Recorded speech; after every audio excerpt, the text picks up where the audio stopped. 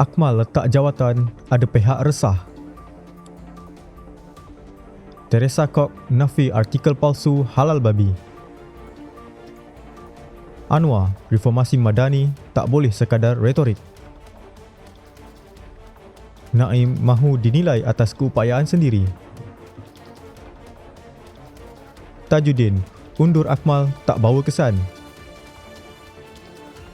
Dan Lokman, kerjasama PH kunci kebangkitan UMNO.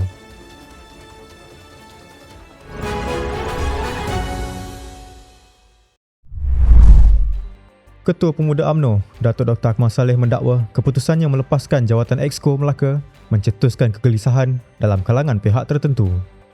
Beliau berkata tindakan itu membuatkan ada pihak berasa terancam kerana beliau kini mempunyai lebih banyak masa untuk bertindak terhadap mana-mana pihak yang didakwa melanggar garis merah UMNO. Dr. Akmal turut menyatakan peletakan jawatan itu membolehkannya menentang DAP secara lebih terbuka meskipun tidak menyebut secara langsung pihak yang dimaksudkan. Beliau memaklumkan peletakan jawatan sebagai Exco Kemajuan Desa dan Keterjaminan Makanan Melaka itu akan berkuat kuasa minggu hadapan. Naib Pengerusi DAP, Teresa Kok, membuat laporan polis berhubung penyebaran artikel palsu yang mendakwa beliau menyokong sijil halal untuk daging babi. Ahli Parlimen Seputih itu menegaskan dakwaan tersebut adalah fitnah yang mencemarkan reputasinya serta berpotensi menghasut sentimen perkauman dan keagamaan. Beliau bersama pegawainya tampil membuat laporan di Ibu Pejabat Polis Daerah Seri Petaling serta mengemukakan aduan kepada Suruhanjaya Komunikasi dan Multimedia Malaysia. Teresa Kok turut menamakan 19 akaun media sosial yang didakwa menyebarkan artikel palsu menyerupai laporan sebuah akhbar tempatan. Perdana Menteri Datuk Seri Anwar Ibrahim menegaskan reformasi madani perlu melangkaui pendekatan rutin dan menangani kegagalan sistemik yang telah lama berakar. Beliau berkata reformasi sebenar mesti berpaksikan keadilan, integriti dan keberanian serta tidak bersifat retorik atau hipokrit dalam pelaksanaan.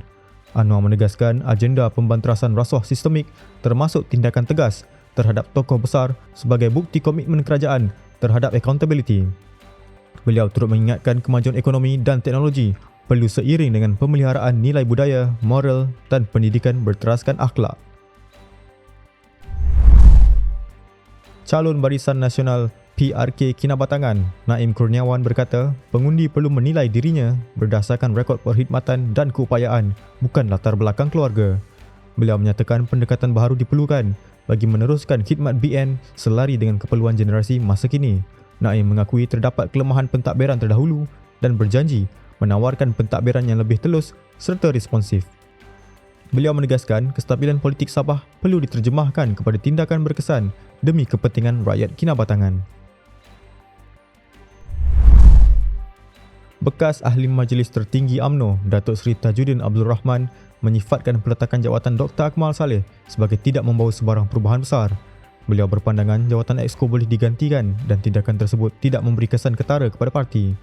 Tajuddin turut mempersoalkan tujuan sebenar tindakan itu yang dilihat lebih kepada meluahkan ketidakpuasan terhadap kepimpinan dan DAP.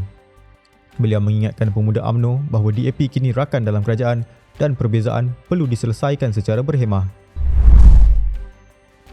Ketua Sekretariat Media Perpaduan, Datuk Lokman Nur Adam berkata, kerjasama dengan Pakatan Harapan membuka peluang lebih luas untuk UMNO bertanding pada PRU 16.